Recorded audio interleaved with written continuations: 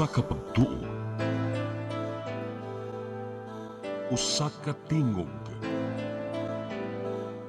usa ka katawhan.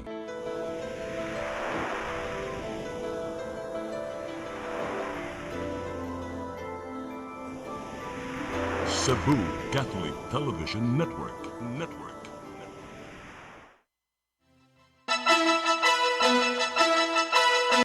Uluhan sa mga balita sa Sayre 47. 38 anyos nga mananagat naigo sa kilat kagabi sa dakbayan sa Lapu-Lapu. Patay.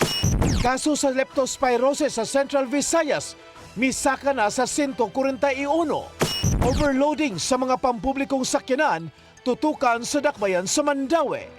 Duha ka grade 11 nga tinunan na sakpang naghit-hit og marijuana. Sugbo, Kabisayan ug Mindanao, Pilipinas ug katawhan kutos maabot sa tong Sibya sa tibuok kalibutan mayong hapon.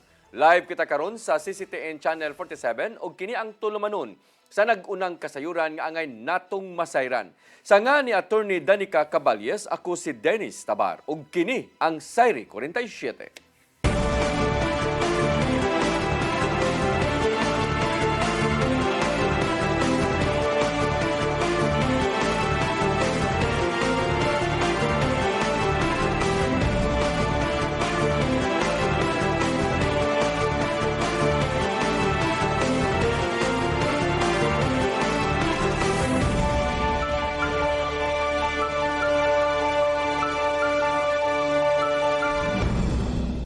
Ug karon sa kumpletong detalye sa atong mga balita, 38 anyos nga mananagat nga gituoang naigo sa kilat napalgang wa nay kinabuhi sa iyang baroto sa kadagatan sa barangay Punta Inganyo, dakbayan sa Lapu-Lapu. Apan ang Lapu-Lapu City Police Office ni sugyot nga ipaubos sa autopsy ang patayng lawas. Ang kasayuran ihatod ni Crystal Joy Felerca. Pasado alas 7 kagabi, napalga na lang nga wa nay kinabuhi diha sa iyang baroto ang 38 anyos nga mananagat nga si Chodolito Intan sa kadagatan sa sitio Malingin, Barangay Punta Inganyo, dakbayan sa Lapu-Lapu, kinsa gituohang naigo sa kilat samtang kini nanagat. Ang biktima residente sa sitio Kalipayan sa Naasoy nga barangay.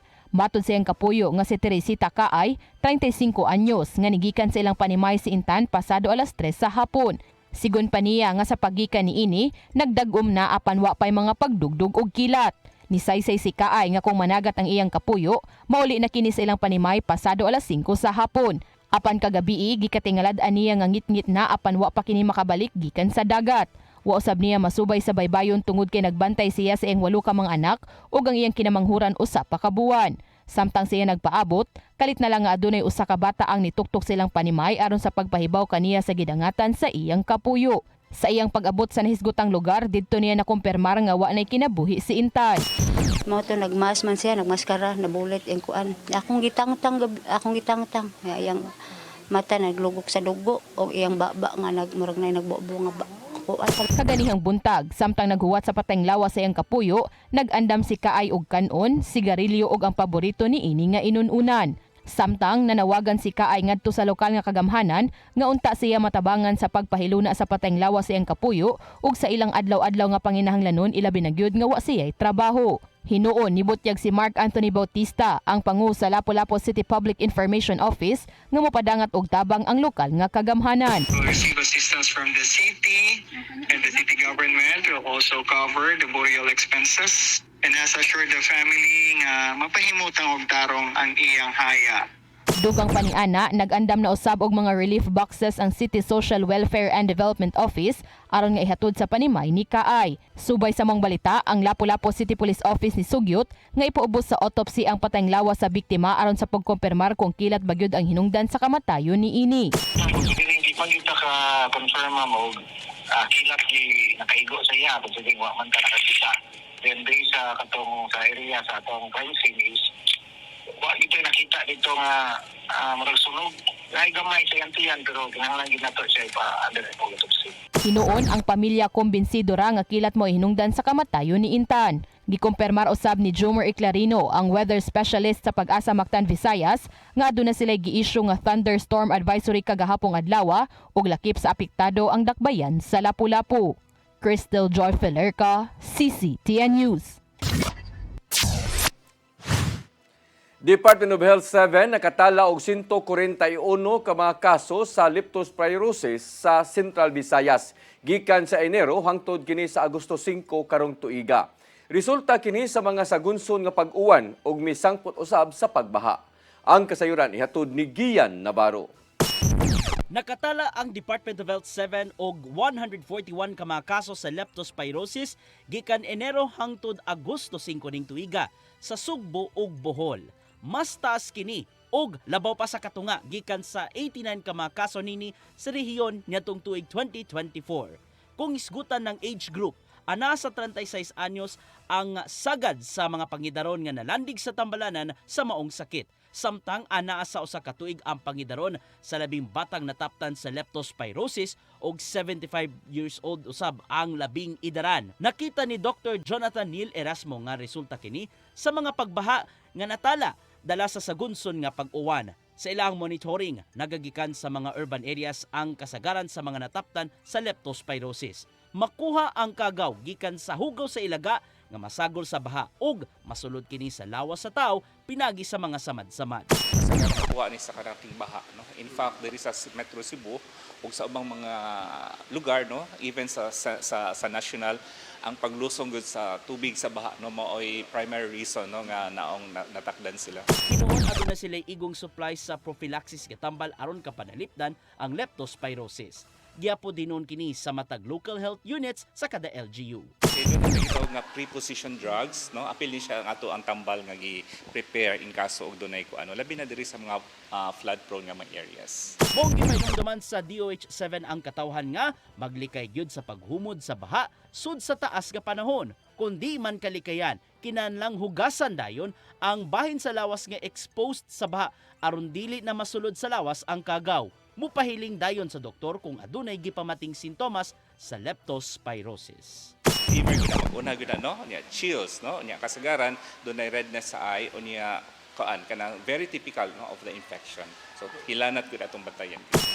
Navarro, CCTN News.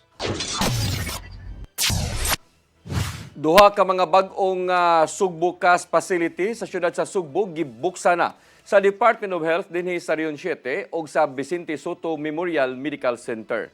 Subay kini sa tinguha sa maong tambalanan nga kalikayan ang pagdasok sa mga pasyente nga dunay gipamati sa lawas. Ang kasayuran ihatod pagbalik ni Gian Navarro. Hingpit ng gibuksan sa Department of Health 7 ug Vicente Soto Memorial Medical Center ang duha ka mga bag-ong Sugbo-Cas facility. Nahimutang ang usa sa barangay Capitol site duol sa Kapitolyo, samtang ang laing usa anaa sa barangay Sudlon sa syudad sa Sugbo.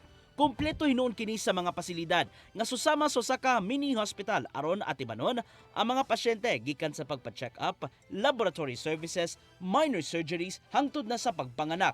Mato di VSMMC Medical Director Dr. Gerardo Aquino nga sa kasamtangan anaa pa sa 12-bed capacity ang Sugbo-Cas facility alang sa ambulatory care services. Kung galing magkagrabi man ang gipamati sa pasyente, diha na i-refer ngadto na sa VSMMC ug sa uban pang mga tambalanan sa syudad. That's why we have a standby 24/7 po na ambulance that can be readily transport our patients to Vicente Soto or to any other higher facility. Tinuon hinuon sa pagbaton og Sugbo-Cas mao ang paglikay nga maghuot ang mga pasyente ilabi na sa VSMMC ug ubang tambalanan. Libre hinuon kini tungod kay covered man sa gipatumang no billing policy ngadto sa DOH-operated hospitals. Kasi PhilHealth really is also be our source of that, some of the funding. Aside from the GAA or our regular funding coming from our national government. But we assure you that no balance billing, we will implement in this facility. Matod ni Assistant Secretary Attorney Christian Del Sakilabon sa DOH nga pinasubay kini sa tinguha sa Administrasyong Marcos Jr. nga dili na mahaso sa pagpatambal ang mga pasyente. Nasayran nga ang bukas kon bagong urgent care and ambulatory services na ninguhang makabaton og 28 ka mga pasilidad lukop nasod aron alagaran ang 28 milyones ka mga Pilipino hangtod tuig 2028. It's a welcome development. Of course, we would like to thank also the Vicente Soto Memorial Center for their efforts, headed by, of course, Dr. Aquino and the team. Ipasalit ang mga opisyal sa Sugbo nga andam nilang abagan ug suportahan ang gibukas nga Sugbukas facilities diin upat na ang gi-operate lukop lalawigan. Gian Navarro, CCTN News. Gisaradaan una sa Archdiocese of Osamis ang simbahan sa Jimenez, Misamis Occidental human sa dili maayong binuhatan sa usa ka babay ngadto sa butanganan og Bindita. Wa gikalipay sa publiko ang binuhatan sa babay sud sa St. John the Baptist Parish Church tungod sa giingong pagpaluwa ngadto sa Holy Water Pond. Gihulagway ni Archbishop Martin Humuad nga dakong ang sa Ginoo ang gibuhat sa maong babay sa viral video tungod sa giingong pagpangyatak sa mga sagradong butang. Ubos sa giluwatang desisyon sa Archdiocese, gikinahanglang mangayo og pasaylo ang mga parokyano pinaagi sa pagpangumpisal og Holy Hour of Adoration. Ablihan pagbalik ang maong simbahan kung tiunay man ang ipangayong pasaylo gikan sa mga manimbahay ug magdepende sa mamahimong pastoral assessment.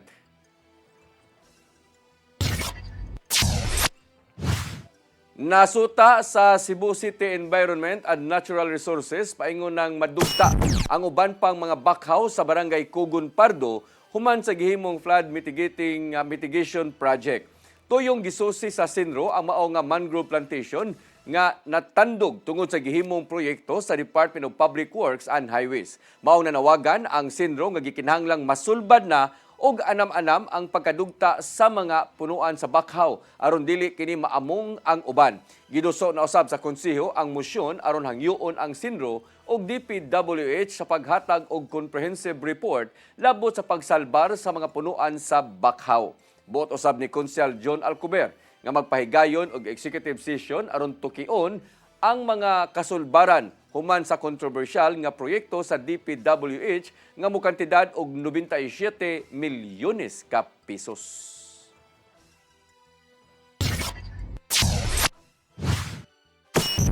Musunod, overloading sa mga pampublikong sakyanan tutukan sa dakbayan sa Mandaue.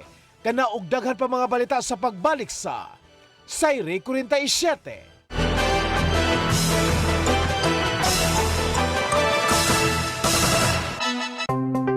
Discover the beauty of the Philippines.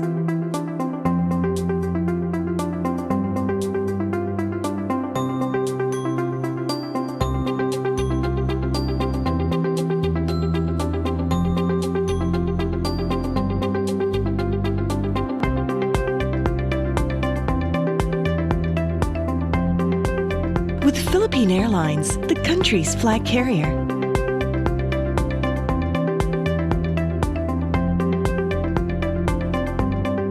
The airline that lets you feel the warmth of the nation.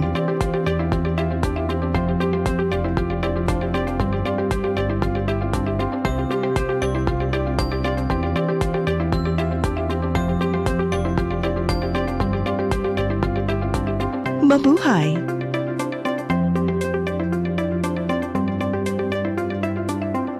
Siguradong pagkain sa buong bansa. Masaganang ani, mataas na kita, maunlad na buhay ng mga magsasaka at mga mangingisda.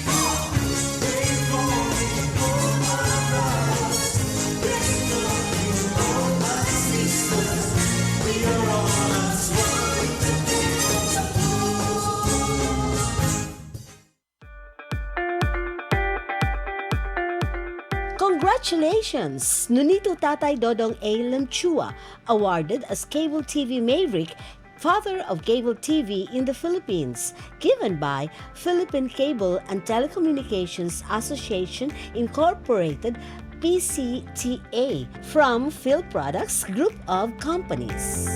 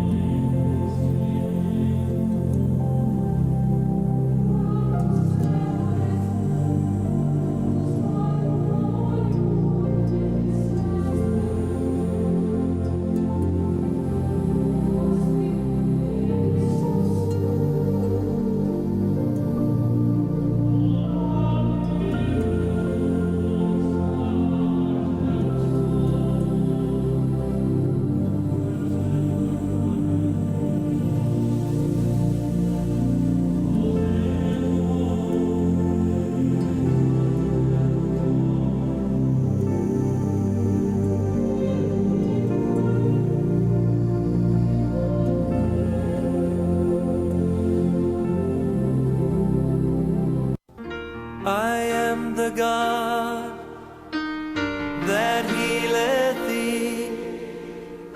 I am the Lord, your healer.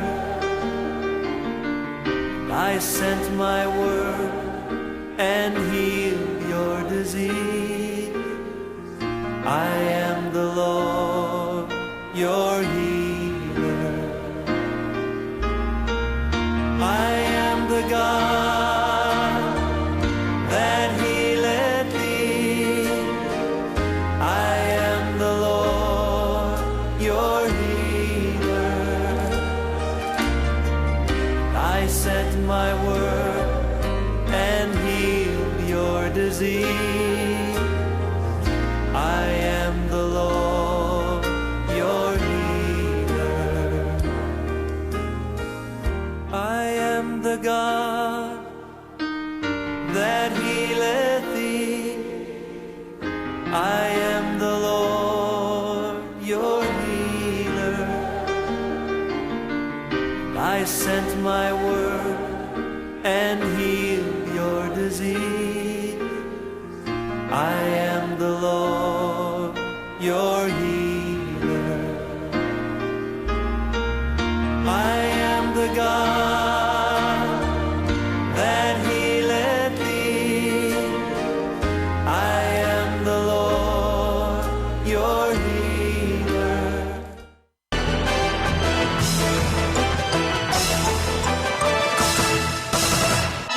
Balik sa atong mga balita, na po ka mga sakop sa Traffic Enforcement Agency o Mandawi Kuntim nga na-deputize sa LTO magtutok sa pagdakop sa nakadayang kalapasan sa lagda sa trapiko. Lakip na niini ang anti-sardinas policy alang sa mga pampublikong sakyanan nga nag-overloading. Ang kasayuran ihatod ni Mary Rose Sagarino. Hingpit nang na-deputize sa LTO ang napo ka traffic personnel sa Traffic Enforcement Agency of Mandawi Kuntim. Nagpasabot kini nga maka-issue na sila og Temporary Operators Permit kung TOP ngadto sa mga traffic violators. Matud ni Hilry Tuya ang pangu sa team nga usa sa ilang prioridad ang hugot nga pagpatuman sa anti-sardinas policy sa Land Transportation, Franchising and Regulatory Board kun LTFRB nga naglimit sa mga nagbarog nga pasahero sa jeep ngadto lang sa 5 ka tawo matag metro kwadrado aron malikayan ang overloading. Ang maximum ana na po ra standing mo excess ana sa standing mo excess ana overloading na siya nya ang katong buses pod, especially kini mga provincial buses katong classroom type ba, zero gina siya og kanang standing. Matud ni Rituya nga duha na ka TOP ang ilang na issue, usa sa paglapas sa anti-sardinas policy ug usa sa reckless driving. Giklaro ni ini nga dili ma-issue ang TOP sa matag kalapasan kay ang team nagamit man og standard citation tickets. Ang desisyon sa pag-issue sa TOP magdepende sa kabugaton sa kalapasan, ilabi na sa mga kaso nga naglambigit sa mga abusado o badlungon nga mga driver. Ang mga makalapas mahimong makamulta gikan sa 2,000 hangtod sa 10,000 pesos. Hinuon giklaro ni Rituya nga abli ang iyang buhatan alang sa mga motorista nga adunay reklamo batok sa ilang traffic enforcer. We always entertain any complaints. In fact, akong office open gid ana. But mao lagi, kung ako mo conduct og investigation, I always see to it nga na ang both parties, na akong apprehending officer, ang team personnel na apod sila kay dili man sad ko nga kanang usa lang ka party atong paminawon kay due process gani. Bahad ni Rituya sa mga traffic enforcer nga malambigit sa korupsyon o pangilkil nga mahimo silang mawad-an og trabaho. Mary Rose Sagarino, CCTN News. Mga motorista ni dagsa sa buhatan sa LTO7 sa siyudad sa Mandawi kung sa siyudad sa Mandawi aron mokuha sa ilang mga plate number. Gipahibaw sa LTO7 nga ipatuman na nila ang no plate no travel policy sa sunod semana. Ang kasayuran ihatod pagbalik ni Mary Rose Sagarino. Bisan og holiday, daghan gihapon ang mga driver nga mibisita sa buhatan sa Land Transportation Office na himutang sa Barangay Subang Dako, siyudad sa Mandawi karong adlaw. Kini aron makuha na nila ang ilang mga plaka. Hilabi na nga strikto na unya nga ipatuman ang no plate no travel policy sa LTO. Usa sa mga mikuha sa iyang plaka si Judy Macruhon. Ang iyang motorsiklo na palit ni adto pang tuig 2018 apan wala gyud permanente nga plaka. Gamit lang niya temporaryo ug usa ka authorization letter. Apan gilayon siyang mikuha human sa pag-anunsyo sa LTO nga pangdakpo na ang walay plaka ug kadtong nagamit og daan nga plaka. Dali raman ang France, hapos na raman to. Dali ra. Sumay ni holiday ka ni Are? Oh. Lagi. Napulbaan ka ma'am kanang yung magdakop na next week? Oh. Kaya nga naman. Oh, dakop kilisod sa baya. Malo sa dosa. Gianunsyo ni Glenn Galario, ang Regional Director sa LTO sa Rehiyon 7, nga istriktong ipatuman ang no plate no travel policy sugod sunod semana. Giawhag ni Galario ang mga motorista nga mukuha na sa ilang plaka aron makalikay sa multa nga 5,000 pesos. Maybe, in a week from now, kung istrikto na nato, daghang gid kayo ang atong madakpan niya. Sayang to be ang plate-related mga violations, that's around 5,000 pesos. Dako-dako po na siya amount. And there's no other way kung dili istrikto na to, at least dili magmayang tao, information dissemination na kita, and then kung atong strictly implement na mabayad din sila o Ang LTO7 nakadawat na og 160,000 ka mga plaka, dugang 400,000 ang ilang gipaabot nga madawat. Mary Rose Sagarino, CCTN News. Office of the Vice President nagpabiling takom sa mga lakaw ni Vice Presidente Sara Duterte nunot sa himuong desisyon sa Senado kalabot sa Supreme Court ruling sa Articles of Impeachment. Matod sa ilang tipamaba nga nagtrabaho gihapon si Duterte bisan og niabot sa ubang bahin sa nasod. Ang kasayuran ihatod ni Gian Navarro. Human mipatawag og press conference sa kauluhan, ang Office of the Vice President nagpabiling takom kung asa si Vice Presidente Sara Duterte. Nunod kini sa gihimong desisyon karon sa Senado kung ihinayon pa ba ang impeachment trial ni Duterte bisan pa man sa nahimong ruling sa Korte Suprema bahin sa Articles of Impeachment nga gidusok. Mato di OVP spokesperson Attorney Ruth Castelo nga nagpadayon gihapon ang trabaho ni Duterte bisan og wala man sa iyahang nga opisina. Pinagi kini sa kanunay nga pagmonitor o paghatag og mga mando ngadto sa iyang mga sakop. At ang pangalawang Pangulo po, like I said, whether she is here or not, pareho din po or mas higit pa ang trabaho na ginagawa sa ngayon. Duga pa ni Castelo nga nagpabilin ang mga inadlawng operasyon sa OVP pinanguluhan ni Duterte. Kini bisan og niabot na lang sa bisan asang nasod ang Vice Presidente og nakikita sa mga Filipino community aron ipanawagan ang pagpabuhi sa amahan niyang si kanhi Presidente Rodrigo Duterte nga gitanggong karon sa International Criminal Court. Yun lang rin po ang itutuloy natin. Of course, mag-extra effort tayo ngayon because of that survey. Pero regardless of the location rin, ang trabaho po natin ay we can do better. I'm sure we can do better here and there. Gitataw hinon sa OVP nga magpadayon ang trabaho ni Duterte isip Vice Presidente bisan pa man sa mamahimong dangatan sa impeachment. Kini aron magpadayon ang iyahang gipanaad nga responsibilidad sa nasod. Gian Navarro, CCTN News.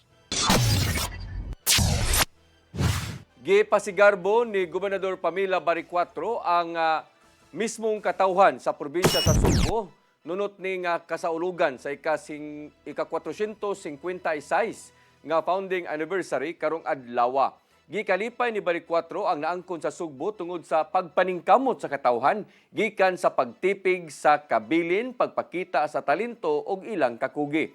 Mao mipasalig ang gobernador nga ibalik niya ngadto sa katawhan ang mas himsog ug mas malambuong probinsya pinagi sa pagpatuman sa iyang priority agenda. Laumang muhatag si Balik 4 og dugang pa nga himuong mga sa probinsya sa una niyang termino atol sa State of the Province Address karong Agosto 29. We will invest in better services, stronger healthcare, food security, environmental protection, tourism that uplifts communities, and opportunities for the youth to thrive. But for today, let's celebrate together. This is a great day to show how proud we are to be Cebuanos. Miduso og motion karong hapon si Senador Rodante Marcolita nga ibasura na lang ang verified impeachment complaint batok kang Vice Presidente Sara Duterte. Gihimo kini ni Marcolita dungan sa iyang privilege speech o mitataw nga adunay mga kalapasan ang House of Representatives aron pagpasaka sa impeachment nga kaso batok sa Vice Presidente. Butang nga giyonan sa senador ang nahimong ruling sa Korte Suprema din kalapas sa balaod ang article of impeachment tungod sa kalapasan usab sa 1-year bar rule nga pagduso niini. Apan nakita ni Senador Tito Soto nga dili imposible ang posibilidad nga balihon sa Korte Suprema ang nahimo nila nga desisyon. Dugang pa ni Soto nga mas maayong paabuton lang una sa Senado ang i-correct sa Supreme Court ang iyahang mga kasaypanan.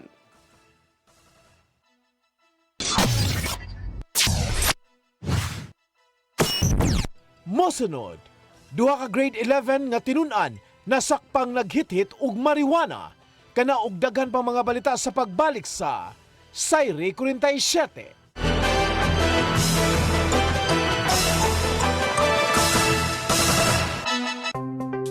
Discover the beauty of the Philippines.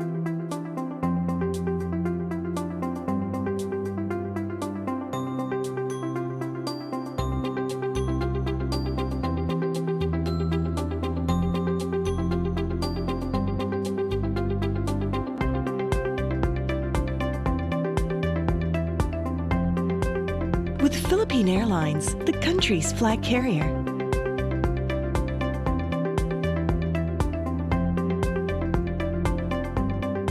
The airline that lets you feel the warmth of the nation.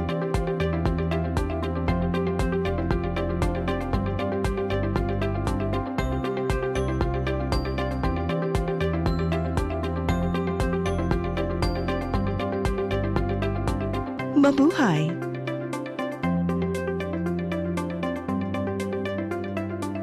Press Briefing. Midweek reset. Real talk. From headlines to hot takes. This is Press Briefing, the show that has it all. Midweek, we cut through the noise and bring you the stories that actually matter. News, views, insider scoops. Straight from the source. Right from the horse's mouth. Politics, public issues, community concerns, and controversy. We break it down. No filter, no filler. Press Briefing. Sharp, fearless, always relevant. Brought to you by the Cebu Press Club. Beyond the headlines, we are Cebu's voice. We are the voice of truth and reason in every town, in every season. With pens of light, we draw the line for justice, peace, and stories spine. Cebu Press Club, our banner flies beyond the noise, beneath the skies. Integrity, our steadfast.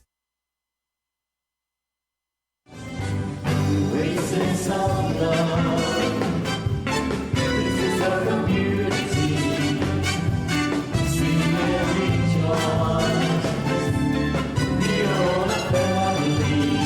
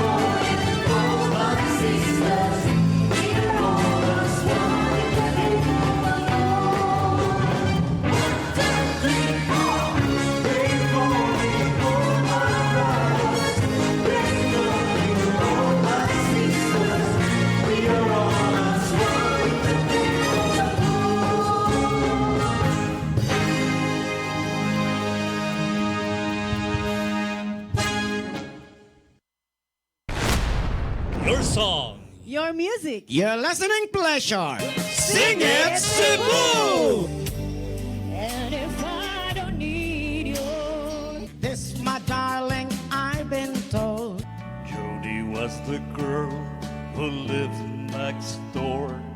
saving all my kisses just for you. Yes! You got me jumping like a crazy clown. And I don't think you're right to put it down. Since I kiss you, love your lips so fine. The things that bothers me is nothing like you find.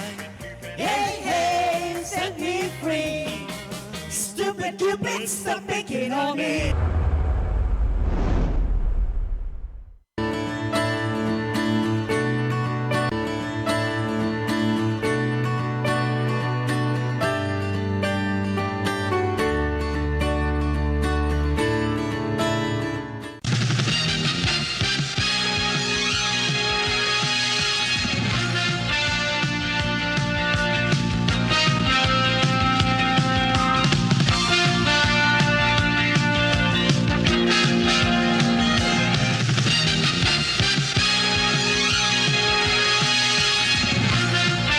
PRO7 Action Files. Mga panghitabong naglambikit sa katawan. Ihatagan ng aksyon o kasulbaran sa kapulisan. PRO7 Action Files. Base sa talaan sa Police Regional Office 7. Nakakatuloy palayong gisubay at taganong katinawan pinaagid ng maong tulumanon. PRO7 Action Files. Abang kaninyo sa Police Regional Office 7 o NTV CCTN.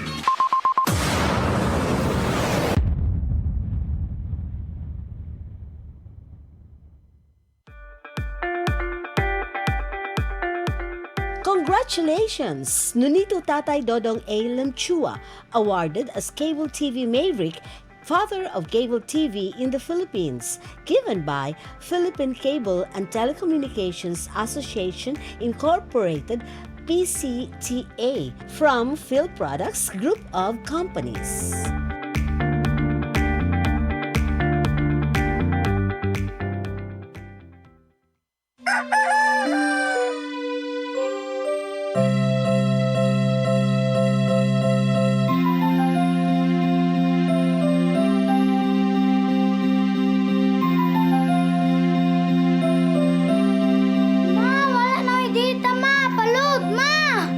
Sorry ma'am, na-late ko. Nangita pa mong gugo para internet sa kong anak, ma'am. Ay, wala na yung problema. Pag sinisibo. Sinisibo, sinisibo. For your internet connection. And for the signal of your cable TV. So fast and straight, the transmission to your phone. Sinisibo. Sinisibo, sinisibo. Offers you to have fiber optics. For your viewing experience, perfect and clear so fast. So great and affordable for you to enjoy. Sinisibo. Sinisibo Television Network Incorporated offers fiber to the home broadband internet bundled with fiber to the home cable TV connection. Sinisibo Television Network Incorporated, with its operation in Metro Cebu and the whole province of Cebu soon. And affordable for you to enjoy. Sinisibo. Ang kinabuhi puno sa hagit. Sugpil na ka, Dri, ha? Ay, paginarte!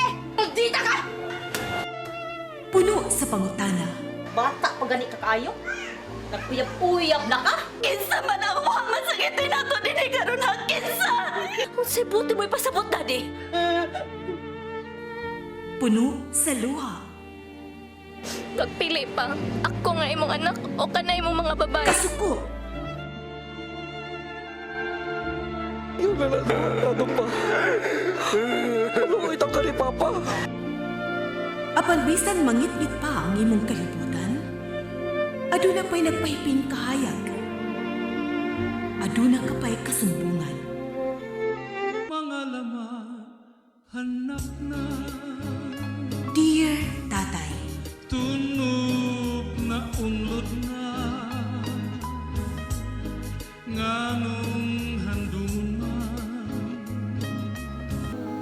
lain-lain paagi aron masabtan nato ang Biblia. Kinahanglan nga doon natay relasyon kang Hesus. Hangtod sa layan natong panaguban, daghang salamat. Shalom. Tunog na unlod na. I am the God that healeth thee. I am the Lord, your healer. I sent my word and healed your disease. I am the Lord, your healer. I am the God that healeth thee. I am the Lord, your healer. I sent my word and healed your disease. I am the Lord, your healer. I am the God that healeth thee. I am the Lord, your healer. I sent my word and healed your disease. I am the Lord, your healer. I am the God that healeth thee. I am the Lord, your healer.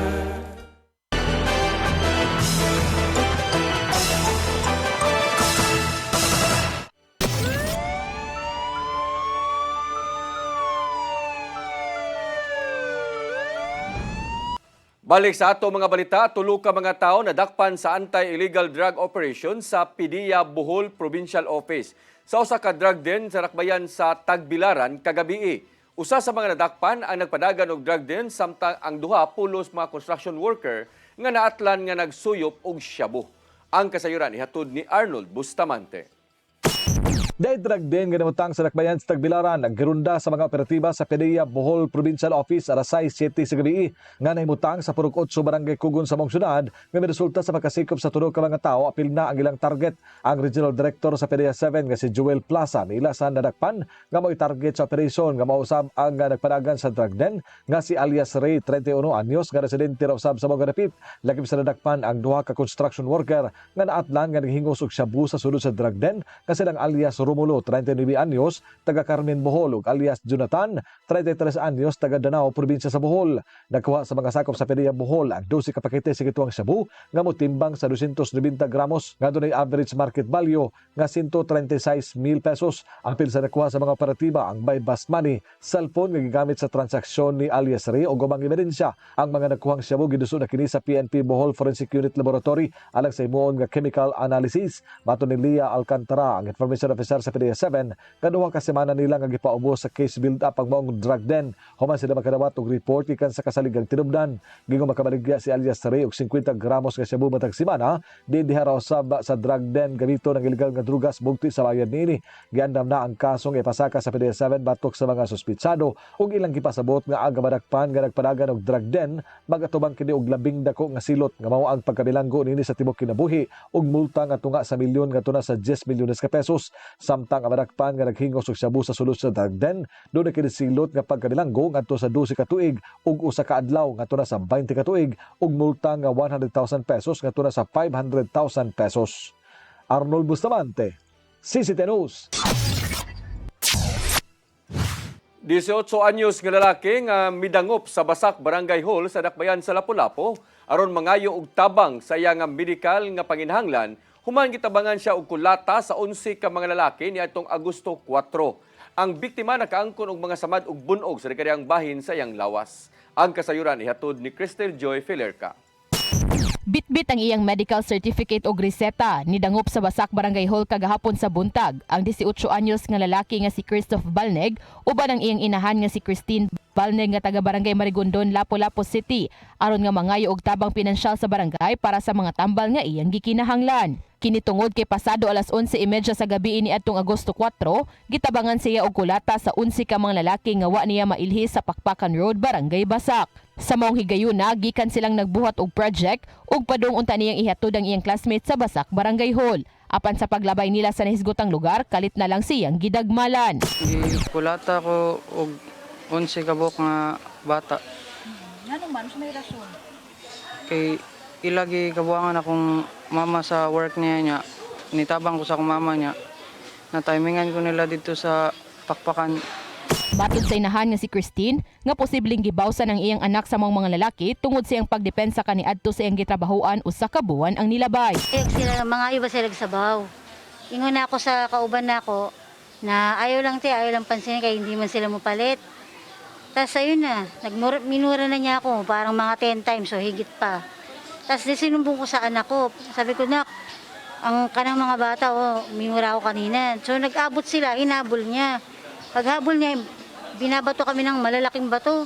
Nakaangkon ang biktima og samad sa iyang ngabil, mga garas sa iyang tuhod ug bunog sa iyang ulo ug likod. Matod ni Joan Bolondro, ang VAUSI Desk Officer sa Barangay Basak, nga ilan ang nakuha ang duha sa 11 nga nangulata nga pulos sa mga menor de edad ug ilan na kining gibutang sa ilang in-house facility. Ang usa kanila nga nagpangidaron og 16 anyos na dakpan sa curfew niadtong gabi una dayon paghuman sa insidente ug kininamoy nihatag og impormasyon sa kung kinsa kadtong mga nalambigit. Gani nakuhaan usab kini og kutsilyo apan gihimakak sa duha ka mga menor de edad ang maong pasangil.